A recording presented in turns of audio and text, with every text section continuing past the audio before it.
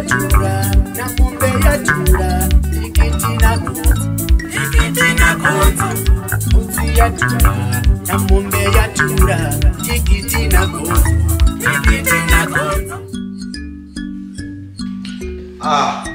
Welcome back to the channel.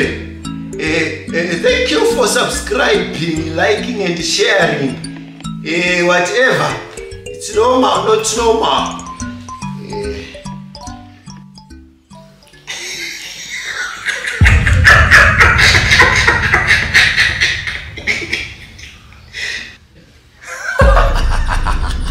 Kuona iwe, hauko kuseka wakanyara.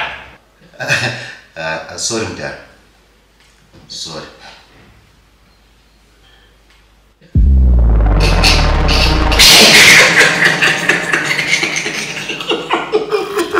Koiwe.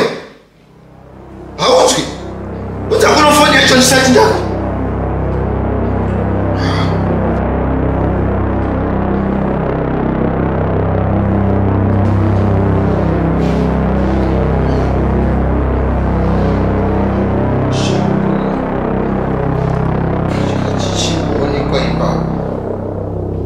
Iwe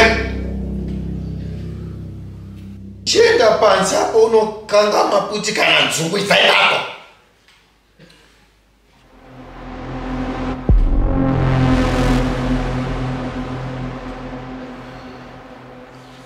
Chiko chachi chipoonekwa ipapa.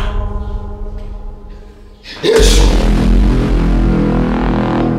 kozvasina kusimira wani kuita mazi Nhingirikini kuita homeso.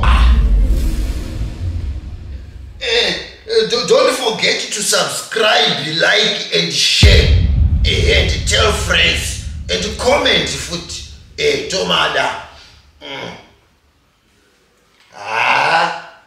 Indozi sendera way. This is not normal, man. Mbudziyadhura na Nhingirikini tikiti na gonzo.